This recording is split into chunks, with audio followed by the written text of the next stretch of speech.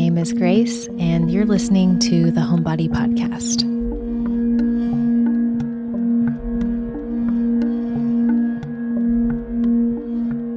Hi, everyone. Welcome. Today, I'm going to talk about a topic that comes up a lot with the people that I work with. In my work, in my ecosystem, I attract a lot of creative people. I'm a highly creative person, and this means that I tend to work with a lot of people who are visionaries or leaders in some way. And I don't mean like pioneering a new movement for mankind. I mean people who think outside of the box, people who have a sense of drive or interest to find their life's work and live out their fullest creative expression, whatever that looks like. Leadership can be self-leadership through the journey that you're currently on. It could be an art practice. It could be a small business or pursuing a life that is deeply meaningful and authentic to you, which I think at its core is something that we're all trying to do around here in this corner of the internet anyways. And before you're like, well, isn't everybody doing that? No, they are not.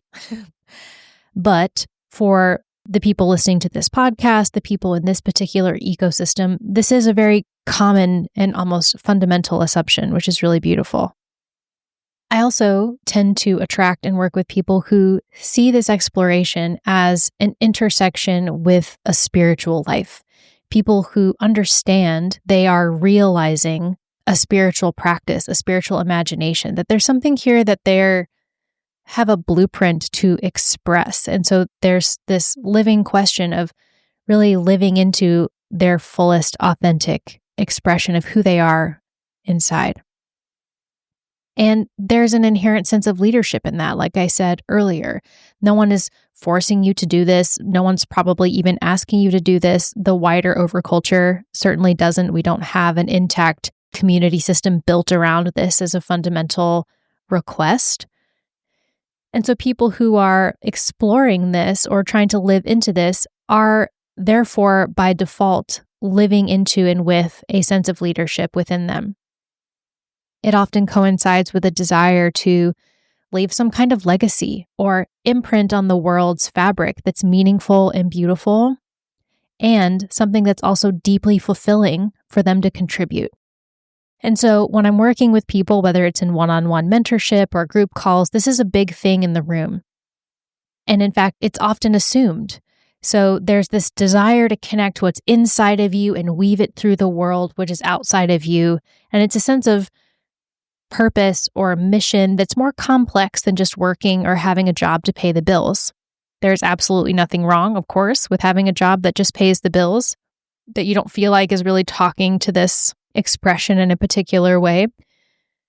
And for people in this particular sphere living out this particular question, working to pay the bills usually isn't enough. There's usually something else on the side, some other thing that they're seeking to express and live out. So they'll have the job that pays the bills, but then they also want to do something else.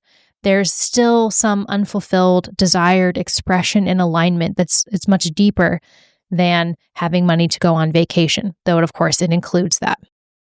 The sense of life's work is something that we can have a hard time putting our finger on, and it absolutely is a spiritual quest or a spiritual question, which is why a career counselor isn't likely going to hit the mark on this one, because at its root, it's not primarily a logistical question, it's not a resume question, it's not even an education background question at all. It's a spiritual one. It's a soul question. It's a soul remembering, and therefore, in order to really articulate and live into and be guided into this kind of question in a fulfilling and meaningful way, it takes someone with a soul and spiritual awareness and orientation. So in today's episode, I'm going to unpack some of my suggestions and encouragements for beginning to move into this a little bit deeper, including some of the most common things I see people getting tripped up on. These are the films that are really over this question that actually seem useful on the outside, but they're actually getting in the way of living this exploration in a meaningful and fruitful way. What I really want to touch on with this question, we use words like mission or purpose or life's work, and all of them can have their place and be useful. But what I particularly think the question is what was I born to give? What were you born to give? I touched on this question in the initiation deficit episode. I think it was part 1. And while most of our culture reinforces and focuses on how you can get, the getting isn't really fulfilling unless the giving is also fulfilling, which is why we have a lot of very empty getters in culture. We have sort of a overarching economy of unfulfilled getting. And I think there's a lot of answers to this question, what you can give. Some of them you are already doing right now. You were born to give love and witnessing and creativity and healing, things that you're already doing. So you can never really approach this question in this way and still be living into it. So the way that I'm approaching it is a deeper refinement. Some of you are ready for a deeper refinement of this. You're wanting to move even more specifically and exquisitely into more of your life's beauty, expressing your life's gift or giving. And just like a flower isn't wondering, what's my purpose? How do I live my purpose? It's not, at least not that we know. And it is absolutely living in its full beauty expressed as gift. And so when I am approaching this question and this exploration today, I want us to keep the flowers in mind. It is interesting to lean into the fact that we do ask this question as human beings. And it's important to remember at the same time, coneflowers don't offer their beauty in the same way or at the same time as a fir tree or a whale or a blade of grass or a strawberry. There's still an interesting uniqueness that I think as human beings we naturally quest at a certain stage of our journey. And I want to honor that question because I do think it's important once you are in a particular stage of refinement. And so when the question comes up, what are you here to give? And I ask this to people, or it naturally tends to come up. Usually it naturally comes up in conversation inside of a session. They usually bring it forward, sometimes without even meaning to. And I open up a place to share. It's like, what is it that you want here? What's an essential ingredient to this fullest expression, to your gift? And 2 things, surface level things, come up immediately almost for everyone. And they think it's the answer, but actually it's the conditioning. They say, well, I want to do X, Y, and Z to help save the world. Or they say, I want to do my life's joy while also being anti-X, anti-Y, and anti-Z. And they may not consciously use those words, but that's what they're saying in their reply. And we're sort of conditioned into this, especially from like nonprofit world, right? Which if you're, activist or artist adjacent, you have a lot of nonprofit affiliation in the past. If you're an artist and you're applying for grant money, for instance, or even some residencies, you have to justify the exploration that you're on. You have to justify the creation and the gift, what you are making and what you are doing. You have to prove that it's contributing to the world in some economical spreadsheet, save the world kind of way, so that you can compete for the funds or the residency space. What's your mission statement, right? It's one of the first things you do to really define yourself and define your work in the world. And there's nothing wrong with writing a mission statement at all. That's not what I'm saying. Except often, the mission statement is rooted in these energies that I'm talking about. Let me justify, define, and prove that I'm saving the world and or essential to how the world gets saved, and I'm anti blah, blah, blah. Gets affirmed a lot on the internet. It makes us feel good because it's justified and it's understandable. And to really get to the deep refinement of this question, what are you born to give? This is in your way. Because it isn't allowing the fullness of who you are to come to the inquiry, only the parts that are externally permissible and justified. Whereas what's wanting to come forward probably isn't justifiable or even explainable. And so let me say more about this and break it down because it's a really big thing that can potentially be of service, but only after it's been highly detoxed. Speaking of detox, let's detox the word mission or use a different word.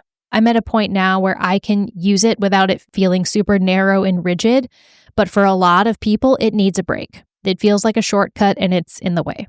It's a very narrow, and again, it often interlinks with this idea that we're on a mission to save the world, right? Why are we doing this? Well, because we want to save the world, right? Right? Do flowers have a mission? I don't know. Maybe they do. And if they do, it's not really a statement that they write about. It is intricately and unspeakably woven into how and who they be. They are exquisitely and precisely expressed in their full beauty, their full temporality, at the right time and the exact right place in it all. They grow where they can, at the time that they can, in their fully expressed, precise beauty of themselves.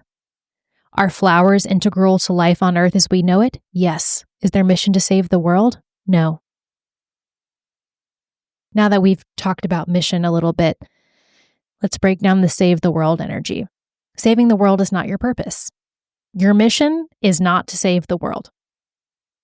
And there's a few things behind this. The first thing that I think behind the save the world energy is some weird leftover Puritan missionary stuff, where we, a group of people who know what is absolutely true, the one truth that is best for everyone, we are here to help you agree with us and do things our way and adopt our beliefs so that you can be saved. If someone came up to you with that kind of energy, you would be incredibly creeped out and probably offended. And it's not hard to see how that's an entitled, off-putting, and definitely misplaced energy. And it's what most people are doing with their work right now. If we can just get everyone to have these beliefs, our belief, and save them from themselves and adopt these practices and join this movement, then we can save the world together. It's the exact same energy. Most people are fine with it when it's on their side and their set of beliefs because it's not about becoming a conventional Christian. But even though the costume is different, or the quote movement is different, what's inside the costume is exactly the same. It's giving weird, possessive colonization energy, and a lot of things are justified in these particular circles because it's said to be in service to saving the world. Oh, it's worth it because it's going towards saving the world and furthering the movement. No, it's not, and your mission is not to save the world. The other thing behind the saving the world energy is a lot of tribalism. We live in an incredibly, especially in the United States, which is where I'm tuning in from right now, an incredibly tribalistic moment where a lot of the external things that make it easy for people to feel comfortable and rooted into secure and safe and the appearance of certainty, a lot of those external things that we have used to feel belonging are crumbling.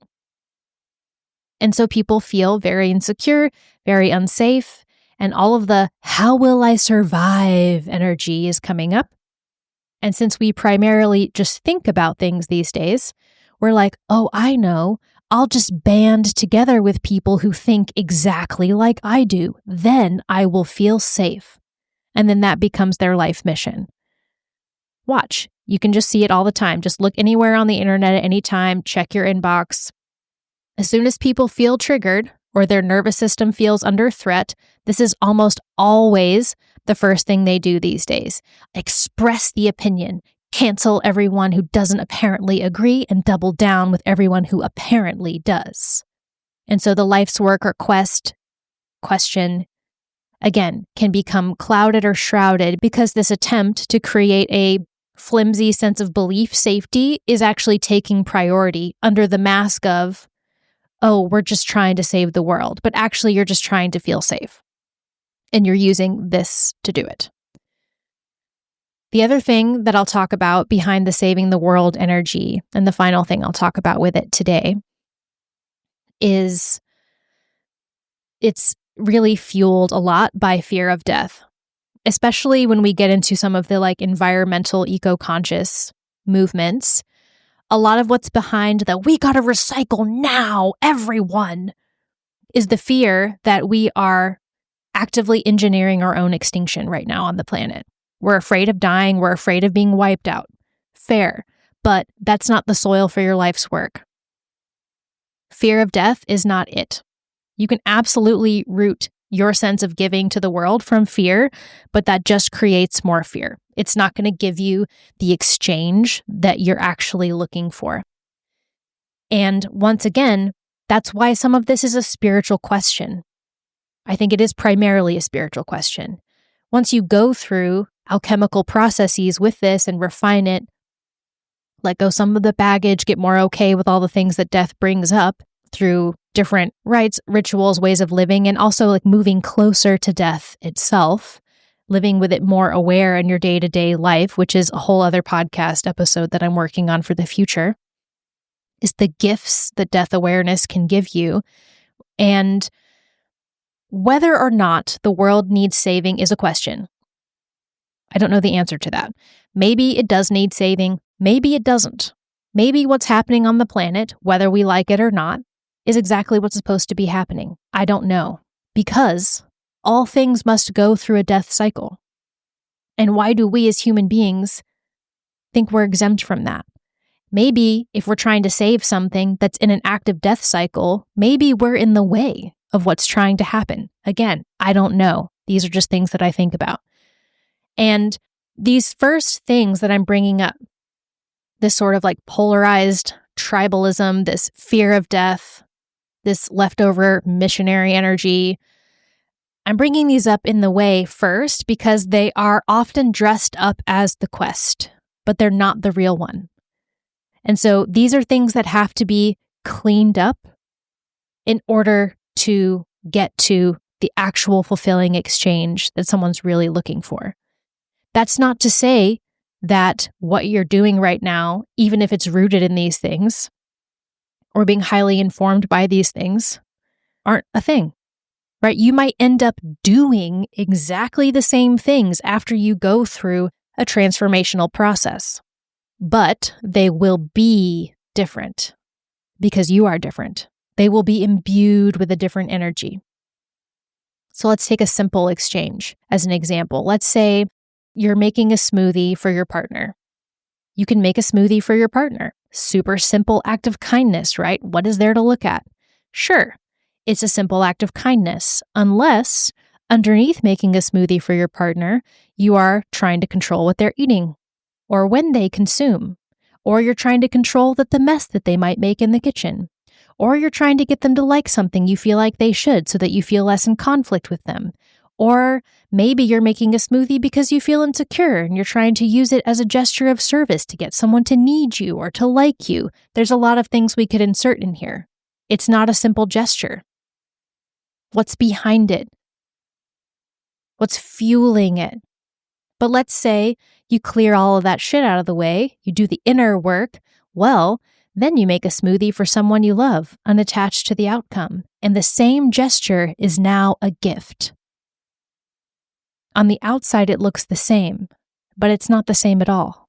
And it's the same thing with your work, with your offering, with whatever you are engaging with as your gift to the world or to life, which doesn't have to interface with the public in any sort of business way. And I'm in the group of people that's like, let's treat the planet with respect. I go even farther and I'm like, let's worship it. I recycle. I try to buy sustainable clothing and goods as best as I can. It's not because I'm trying to save the world, though. That's not my motivation. It's not because I feel super bad about my existence. It's not because I feel so unworthy of being here and how much space I take up, and therefore my penance is to like only buy organic groceries or... No. All of the actions are fully in integrity for me. When I do these things, just like I donate to a whale charity. You know why? Not because it's saving the world. Maybe it will. I don't know. But I'm doing it because it is my actual desire. That's it. It is my desire to do that. It's not coming from fear. It's not coming from control. It's not coming from anxiety or unworthiness or insecurity. It is coming from desire. And, especially for whales, for me, it's coming from worship. It is fully coherent with the rest of my being, and therefore it creates resonance. Will it save the world? Probably not. Maybe so. I don't know. Who knows? Anything can happen. But that's not why I'm doing it. And paradoxically, it will have greater, more resonant effect in my life and in the outer world because it is truly my gift and only a gift. It is truly something that I am expressing and giving from my life source because all of this other inner shit has been worked out and is out of the way. In most wisdom traditions and spiritual traditions, getting really okay with death is a big ingredient. And it's something that's very, very far from our modern culture. We're mostly like, how do I live forever? And this is also something that's practiced by how we hold presence when other people die, how we meet our own transformations in life through ritual. Maybe you're one, or how many, mothers do you know, for instance, who are still really upset that their life doesn't look like their 25-year-old with no kids and single. They didn't go through the transformation.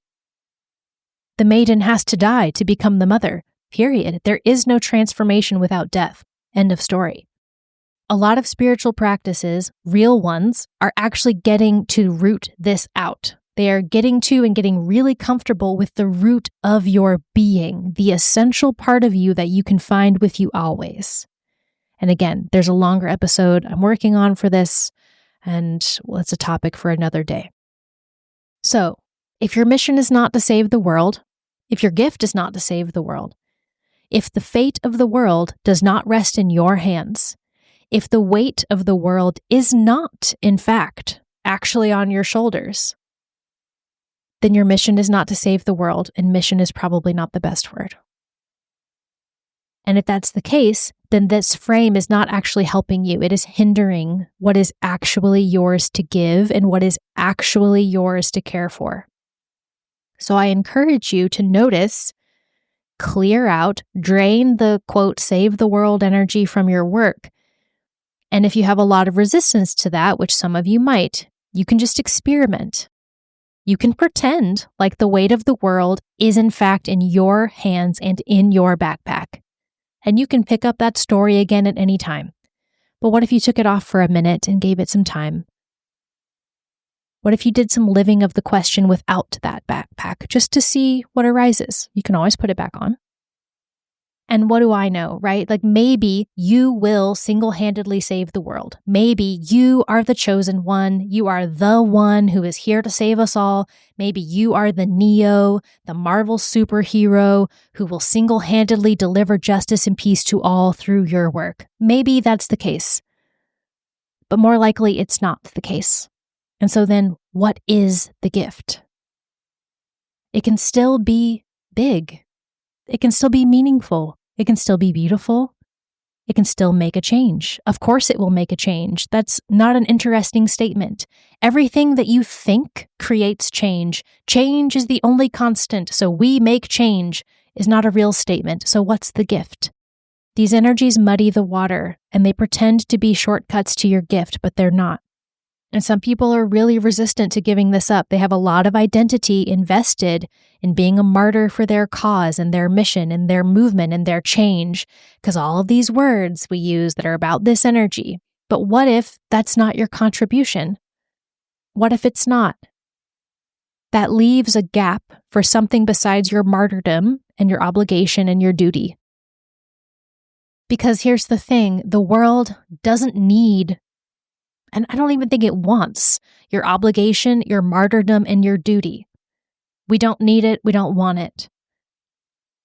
But if we insist on keeping this pretend obligation because we think we are the ones that save the world, the story that you're here to hold it all and the weight of the world is on your shoulders, if you insist on keeping that, you will always be crumbling under the weight of that.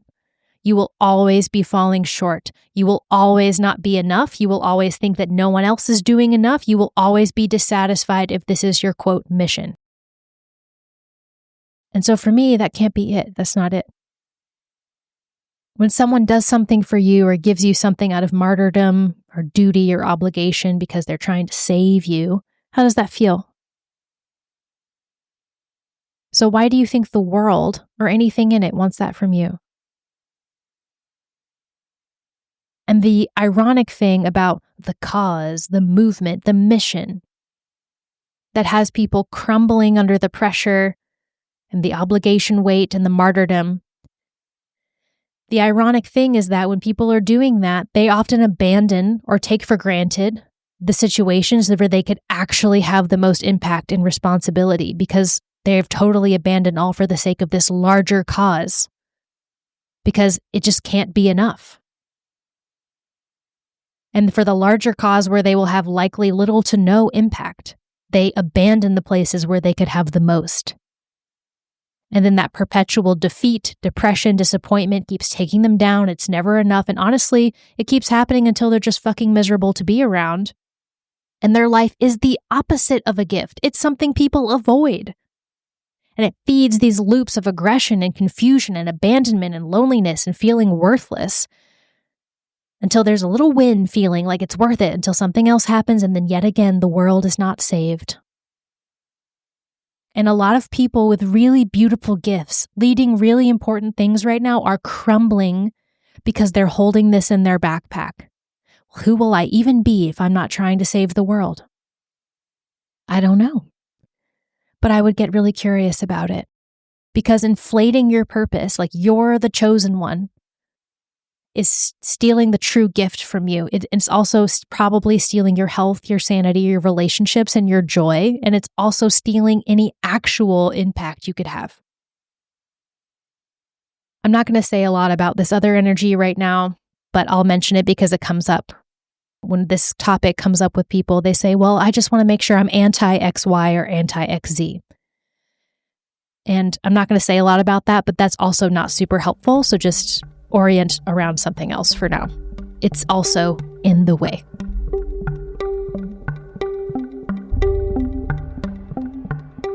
But let's talk about some things that absolutely are contributing to and included in what is absolutely your gift. And the first one is compassion.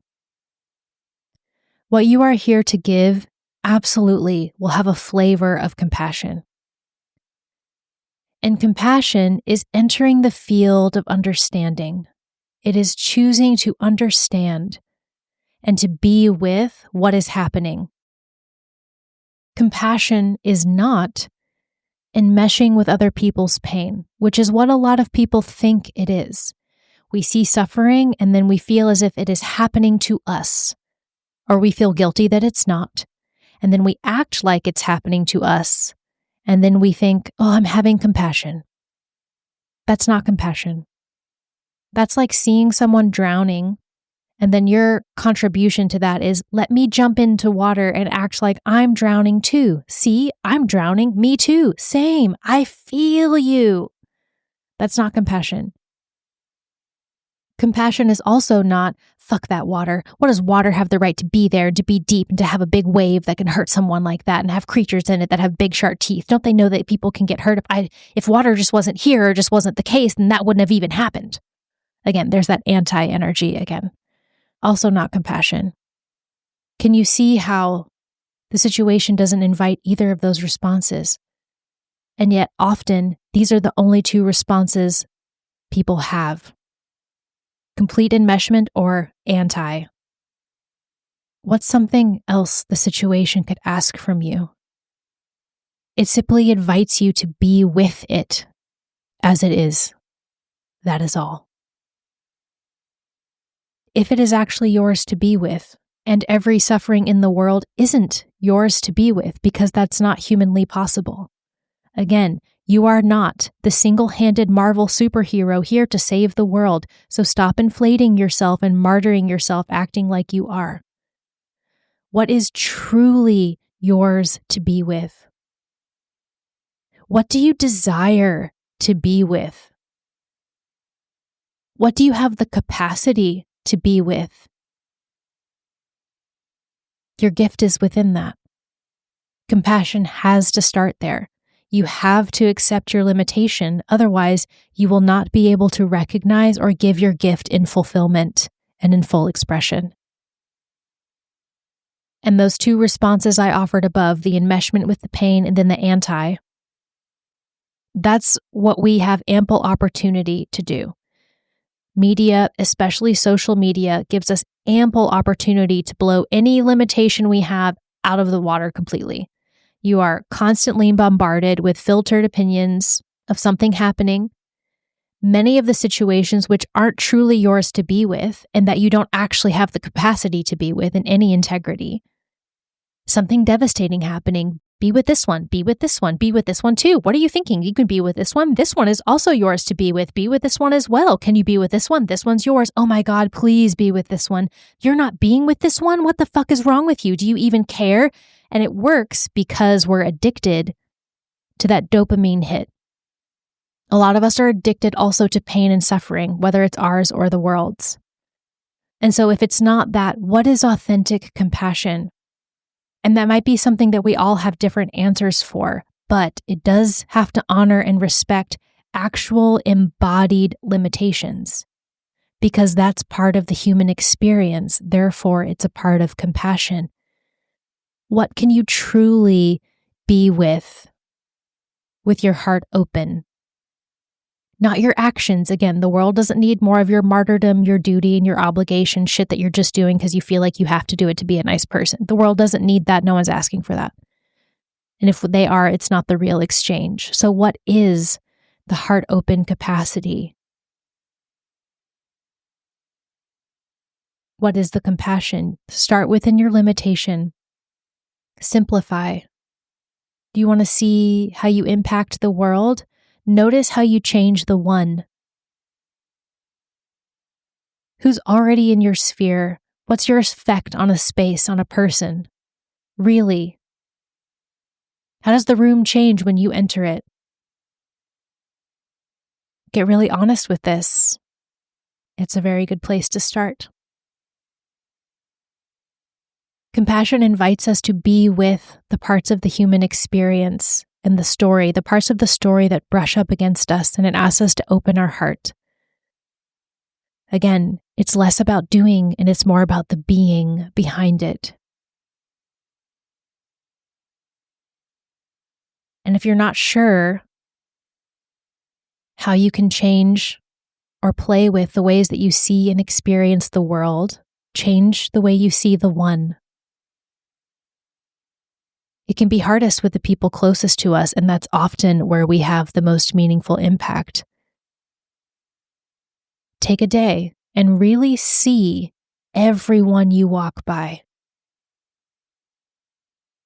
What if, just for a day, everyone is God in drag? Really see everyone you pass. Notice their wounds, visible and invisible. See them as someone who was once a small, innocent, helpless child. See them as someone who will die one day. See them as someone who had or has hopes and dreams, and some of them won't come true.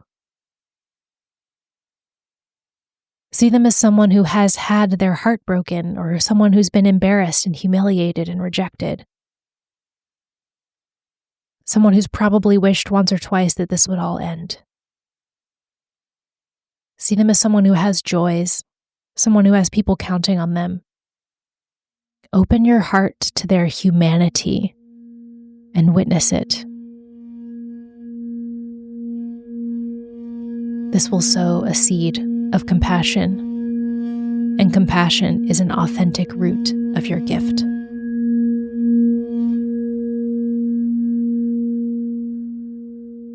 Another authentic root of your gift is beauty. Whatever is your fullest expression, whatever is your fulfilling gift, it will feel beautiful to you, and you will encounter it as beauty. Its presence in your life will be as something beautiful.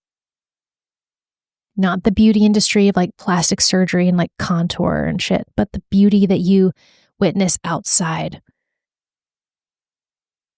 when you see something that takes your breath away and how it simultaneously opens your heart and pierces it and also fills you with joy and loss at the same time, that you're aware of the infinite and the finite all together, and you're just so dumbstruck and awe and grateful that you get to be here at all because you know this moment like this will never happen again. What a gift. So grateful. That's the beauty. When you go to a concert and you feel ecstatic, and also every kind of person is there, like singing and dressed up and having a great time with the people that they love, feeling a sense of camaraderie with people that you don't even know. What is this energetic fire that people are gathering around? It's the beauty. Beauty is that campfire. And so to me, it's ironic that when so many people approach this question of what am I here to give, it's from a place of despair and distress and frustration and guilt. Oh, there's so much going on in the world and blah, blah, blah, blah, blah. How does that energy contribute a gift to fucking anything? It doesn't. It's not real compassion, and it's definitely not beauty. And mostly it's often rooted in just feeling sorry for yourself. And what if the world doesn't need to be saved? And what if instead the world desires to be witnessed, worshipped, and loved? What then? What then? We would get really interested in how we are being with the world and witnessing the beauty. You cannot give what you do not have, or you can only give what you are. And so if it's not something you're witnessing and seeing and taking in, if it's not something that you're being and bringing to the party just because of your essence, you're not growing it. You have to feed your life harmonization and the beauty and watch where it takes you. Beauty is the fundament. It cannot be justified because it can't even be explained. So stop trying to justify it. There is no need of justification or defense. It simply is. The beauty is everything. The beauty is all that matters. It is the excruciating, sacrificial, blissful, passionate, ever-chanting heart of harmonization at the center core of humanity. It is everything. And you can only experience it. You can't explain it. And some of you are very connected to this energy and you get stuck and you're like, well, how do I justify it? You don't. You just live in it and you create it and you leave its fragrance behind you and you feast on it. And your life becomes an offering to it and of it. Period. End of story. This in and of itself is enough. This in and of itself is enough to put you in that fulfilling gift. You don't have to justify it. You could say one prayer in your entire life that absolutely brings a new part of humanity's story online that wasn't here before, and that could be it. You don't have to justify it at all. Bigger isn't better. You don't even have to know. That's not where the pleasure of the fulfillment is. It's in the being in the field that you bring. This question, what is it that I'm here to give, is really about tuning your harmonic. What is your unique harmonic? So this quest, this living question, isn't about coming up with statements or arguments to justify or prove that you matter and your gifts are important. That's also energy that has to go, this justification stuff.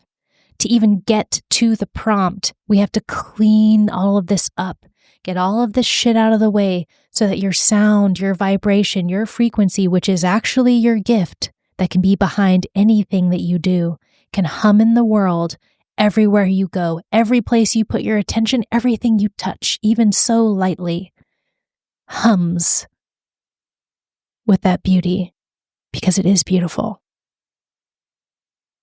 And so many people, I think, are afraid that that's not enough, and it is absolutely the only thing that is enough. It is about desire and your love affair with life. It's not about coming up with a cause or defending what you're saving and what you're anti. It's trying to unwrap, it's trying to unmask that essential flicker of desire, something that desire wanted enough that you're here. Think about the beloved. Is it, I love you because you do X, Y, and Z and you look like this? No. There's something unspeakable about why I love you, because if I could speak it, it wouldn't quite be love. The gift does include compassion and beauty. It is about finely tuning your harmonic and getting all this other stuff out of the way, and it is about desire and your love affair with life. That's what makes it fulfilling. And so, what if you were to explore what you were born to give, whether it's through writing or dancing or creating of some kind, root it in exploration. You're not allowed to say the mission. You're not allowed to say saving the world or I'm anti this, this, and this. Those things might, again, come out to be authentically true. But let's get to something a little bit deeper that those things might be blocking. What's the beauty that you see and experience? What's the compassion? What is it that you're here to be with? What is it that you desire and that you actively love in this affair with life? What's consistently your harmonic and how is it blocked? Because the only thing you really have to offer is who you are. That's the gift. Who you are. My husband used this really beautiful analogy lately that I told him I was going to steal for this episode. Is that we're all just ushers in the theater. Maybe we have name tags or maybe it just says usher. It doesn't matter. We welcome people to the theater and we kindly show them to their seat so that they can see the beauty.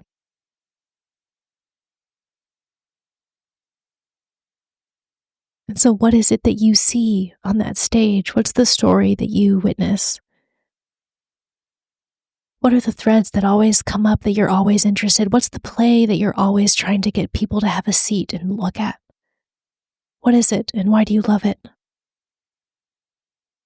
That's part of your gift. And you'll know it also because it asks everything of you. And it won't feel like too much because it is exactly what you are here to give. It will be your delight to give it because it's rooted in the beauty and your desire for life.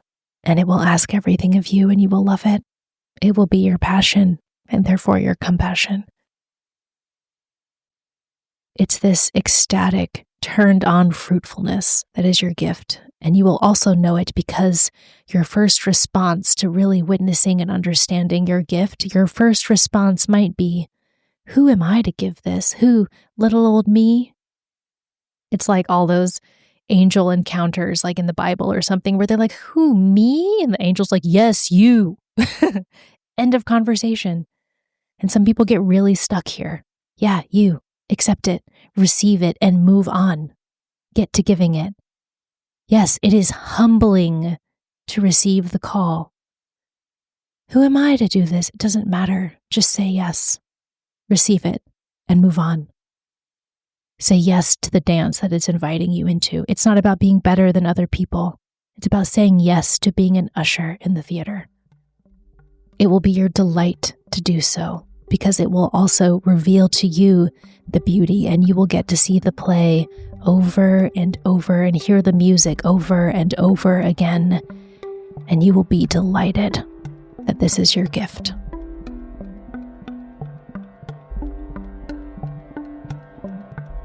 Thank you so much for listening. If you enjoyed the episode, please take a few moments to subscribe to the show, leave us a review, and share the episode. These small tasks help our independent podcast so much. Be sure to also check out the show notes below to learn more about any resources, guests, or sponsors that we shared with you today. Our intro and outro music was created by artists Aaron Palovic and Jared Kelly. Our podcast logo was created by Elaine Stevenson, and this show is produced by Softer Sound Studio. Thank you for being here. Be well. Peace.